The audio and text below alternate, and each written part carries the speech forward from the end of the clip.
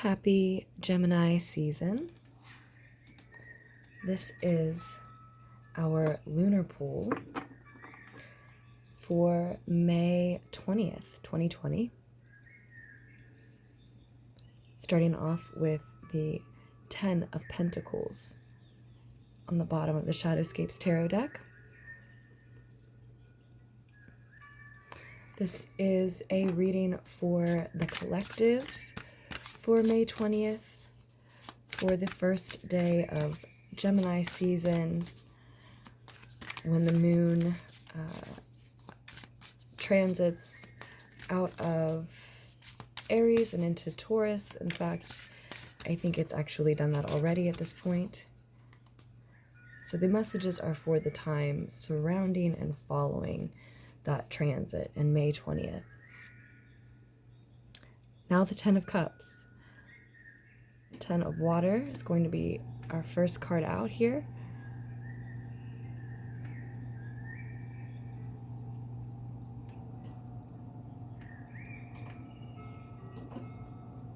Okay. So 2 10s. Looks like we are looking at endings, wrapping things up, completions. 10-10 may be particularly significant to you, may hold an additional message for you.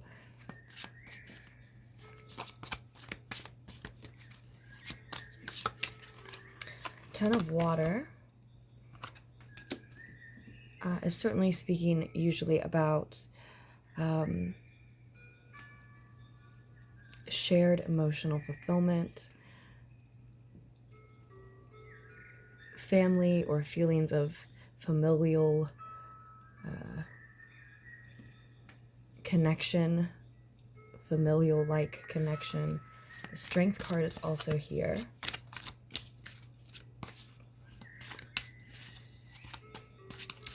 Leo energy on the table. The 7 of Swords flips out of the deck.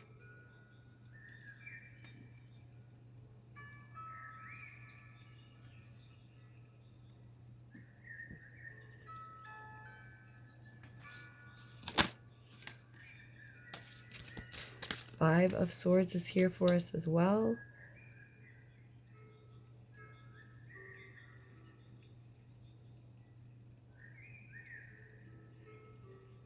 The 9 of Cups.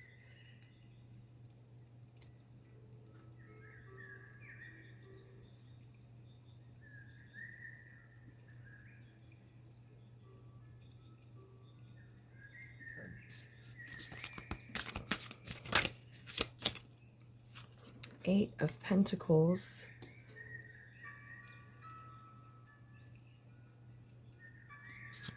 One more card for you for our May 20th, 2020 lunar pool as we start Gemini season 2020.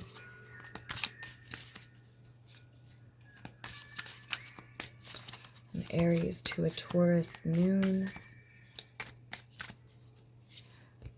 Now, while these messages do, I feel, need to come out during this moon transit, again, around and following this date, they can absolutely apply to things from the past, be about things from the future.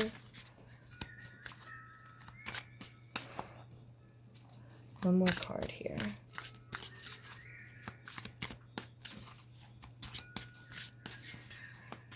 Sometimes, though, it absolutely is specifically about this time period.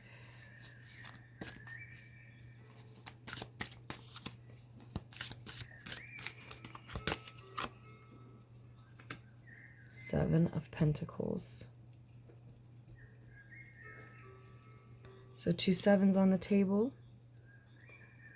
Just like the 10s, 77 may be particularly significant to you around this time or hold an additional message, and the same goes for 55. That's on the bottom of the deck.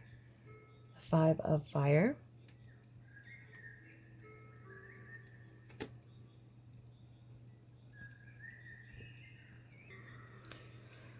So this begins with a fight here with the 5 of air down here as what is the root of the situation. And we are led to this 10 of chalices, this shared emotional fulfillment, and we see that pictured here.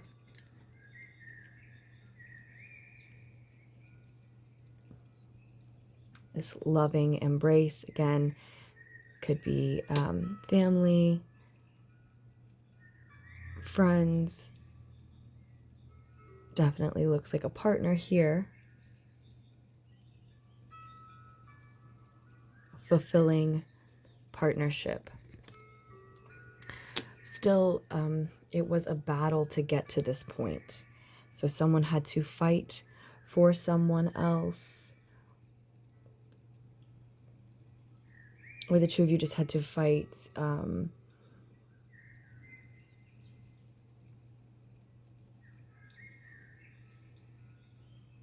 to make your connection work. It sounds like it's a romantic relationship, but it can be a connection of any kind. It looks like there's, there's love and affection here, though, or whatever the connection is specifically, however it applies specifically. But the fight may have been within someone's own mind to try to make this emotional connection work. Because we also see then, while it is very fulfilling, that someone is taming a desire in themselves. Someone is holding themselves back from something. And it's likely, oh, I'm so sorry about all the shaking.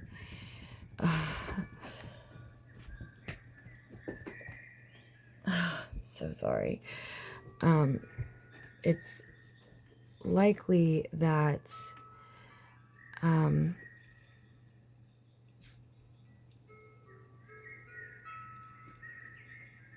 they're holding themselves back from something in order to do what is best for their mind, their heart, their spirit, their total energy body. Whether this is you or someone close to you.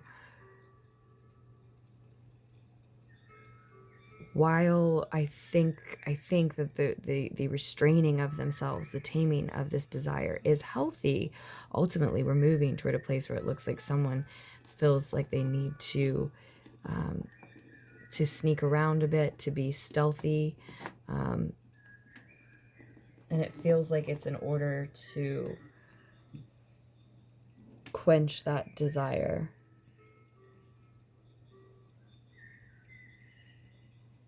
It leads one of these individuals involved in this fulfilling emotional situation, otherwise feeling they need to keep a part of themselves to themselves, again, sneak around in order to satisfy that desire. And yeah, I'm not saying that it's unhealthy, or I'm sorry, I'm not saying that it's not healthy for them to tame their desire. I think it's probable that it is.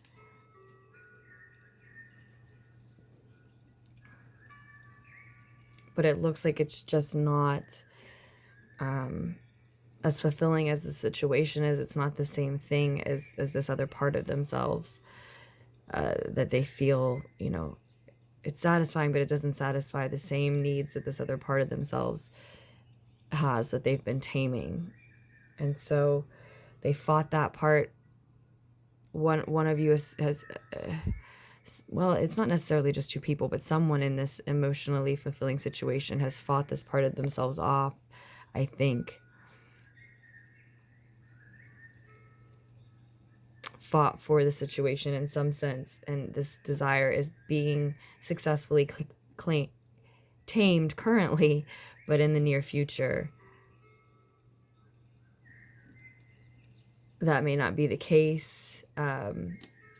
We may have some competition in the picture, which this is on the bottom of the deck. Everything is about ego drama here, feuding. warring egos. And it can be competitors, in the sense of competitors. So that might apply, you know, if someone did have to fight for a partnership, fight for a connection.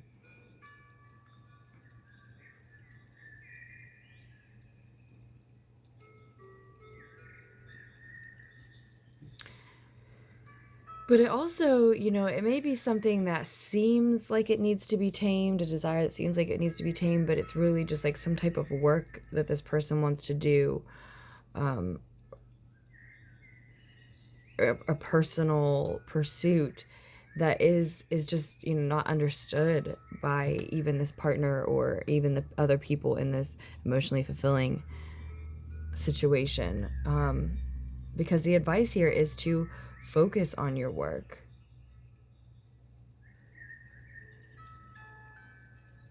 So if this has been someone else that you've been dealing with, who's trying to tame something, some habit of theirs that you think is unhealthy, and you care about them, the advice may be to let them sort that out and to focus on your work and what you're building, and let them see what that focus and what that drive and what those long hours amount to and what it looks like.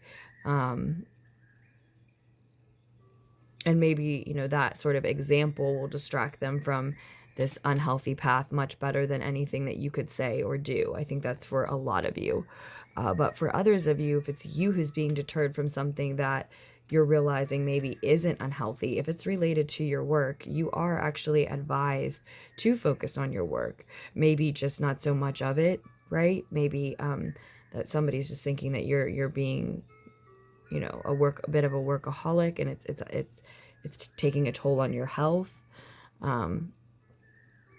There may be a fine line to walk and a line that needs to be drawn, but if that is the scenario in the case, then this would suggest that you are the one to draw it.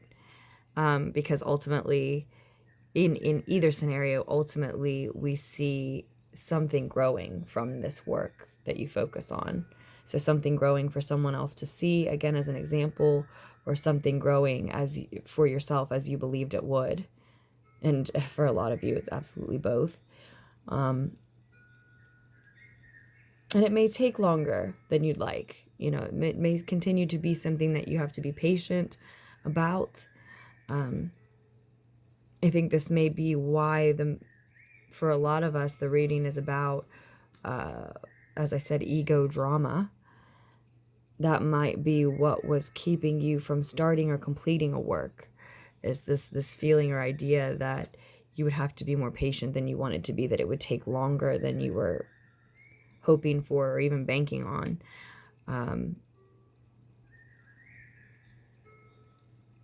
But the garden is growing, and it looks beautiful and lush and definitely healthy, fruitful, of course, abundant.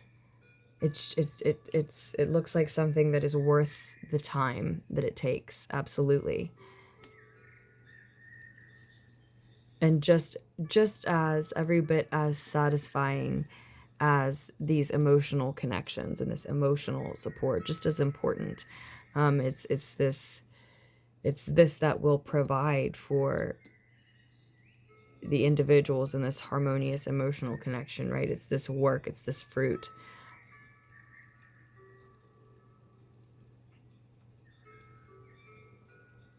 The only card we really haven't talked about here is the Nine of Chalices. In your crowning thoughts, and what your higher mind knows when your ego is quiet, is that you absolutely need to spend time on self-love. Just as the Strength card says, it's sort of to me, a minor arcana that is a very similar message, often of showing yourself that love,